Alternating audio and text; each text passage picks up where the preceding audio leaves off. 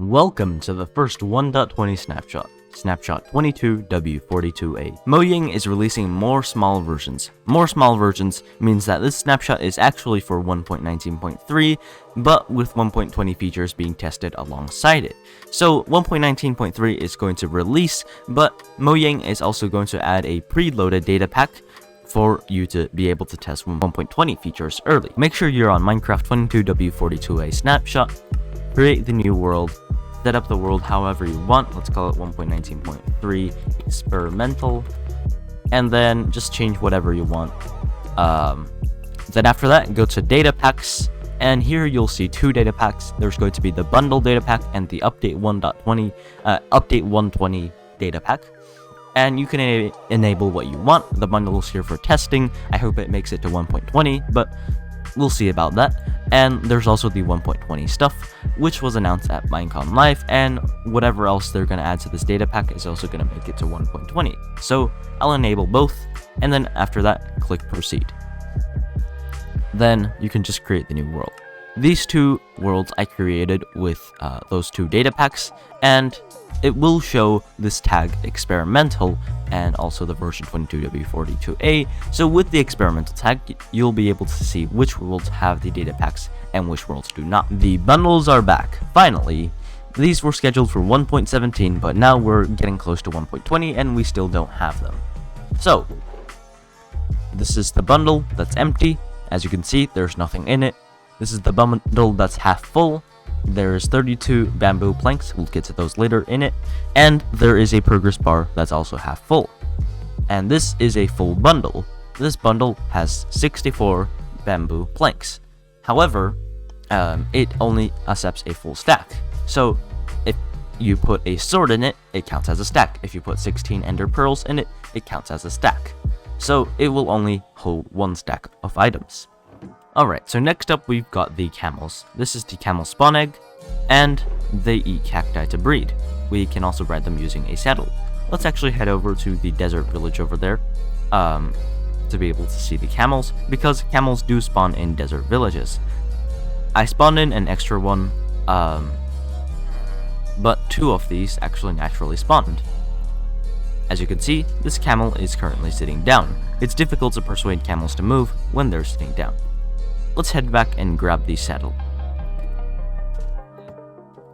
So in our barrel we have a saddle, and with the saddle I'll show you the mechanics of camel movement. Let's put the saddle on this, and he stands up. Let's hop onto the camel and start moving. This is the running speed of the camel. It's pretty fast. This is the walking speed of the camel. Seems normal. And let me show you one little thing. The dash. The dash pretty much replaces the jump from the horse, and because of how tall the camel is, you can actually walk over a fence using this. It walks over fences and walls without a sweat. However, after you dash, it actually loses a bit of stamina. So let me show you this again. When you dash, it does slow down for a bit before it gets back to a run. Right now I have toggle run on, so if it didn't lose its stamina, then it would continue running. Because the camel is so tall, most hostile mobs cannot reach you, or at least most overworld hostile mobs cannot reach you while you're standing on top of a camel. Not standing, sitting on top of a camel. So yeah, those are the camels, and this is a baby camel. They're pretty small, but pretty big compared to other baby animals. Alright, so next up we've got the bamboo woodset. The bamboo woodset is going to change wood farming quite a bit, and it does have some different looks. It also has the unique mosaic set. So there's the bamboo mosaic stairs, and bamboo mosaic slab. Let's take a look at those right over here. So as you can see, we've got rafts instead of boats. They don't have any functional difference, they just have visual difference. This is the door, the trapdoor, hanging sign, normal sign, and everything else. So the block that you see on the left right now is the mosaic. As you can see, it has a tiled pattern compared to the normal, I guess, plank pattern that the normal bamboo planks have. And this is unique to the bamboo mosaic, the bamboo wood set, so other wood sets will not be getting this mosaic, I guess, wood. So over here I made a little example build, using mangrove and bamboo. I think they work pretty well together, so it's like a little fishing hut.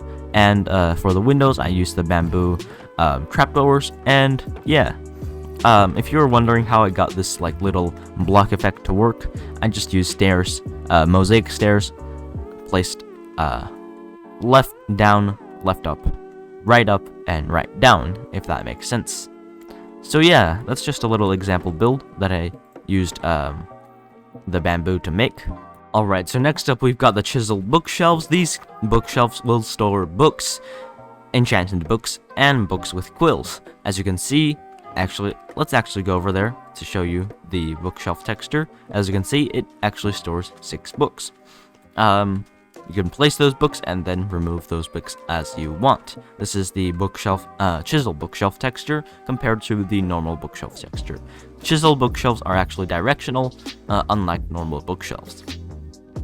So, chiseled bookshelves don't actually work with enchantment tables, they're just there for you to store your books.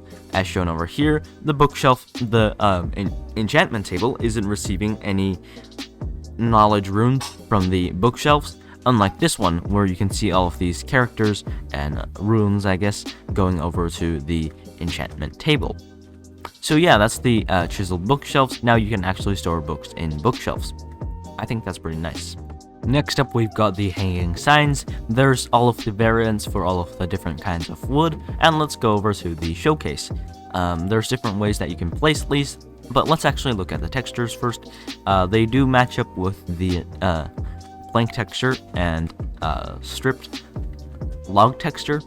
So as you can see, this is oak, this is spruce, this is birch, this is jungle, this is acacia, this is dark oak, mangrove, bamboo, crimson, and warped.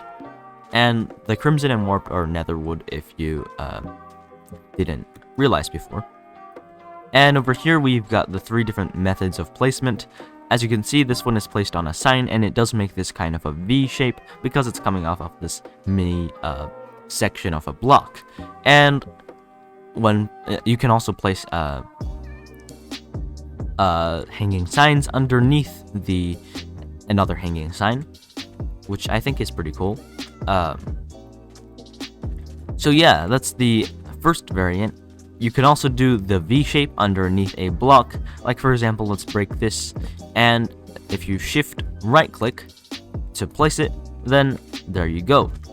We can also place another one over here by doing just that. And lastly, we've got the normal placement. It's 2 chains just connected to the bottom of a block, and since we have the same placement over here, I decided to just add another one underneath for good measure. So yeah, those are the hanging signs. I think this is pretty good for decoration. Different kinds of builds might use different kinds of hanging signs, and they do add a little splash of color to your world. Now we've got the new wood sounds. The overworld wood types, the nether wood types, and the bamboo wood set all have different sound types. So let's take a listen.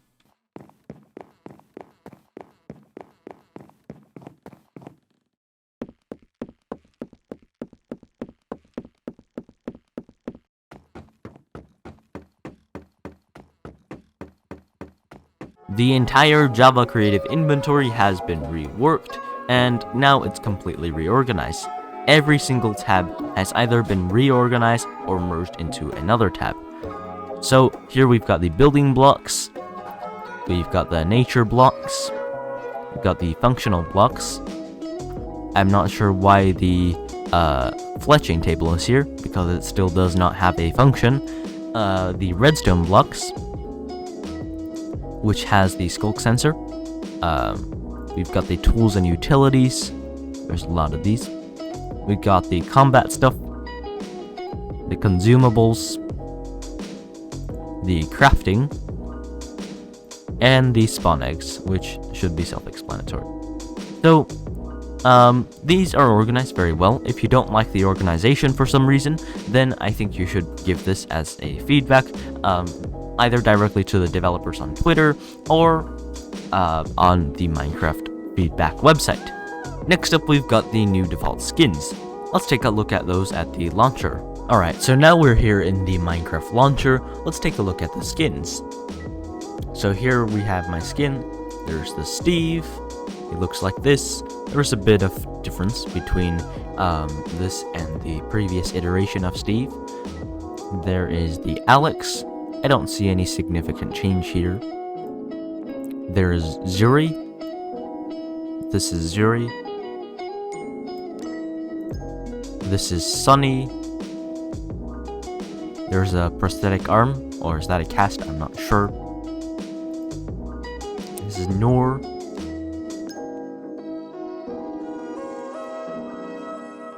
This is McKenna. This is Kai.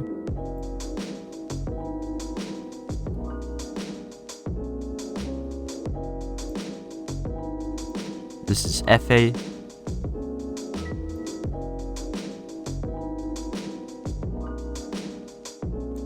And this is Ari.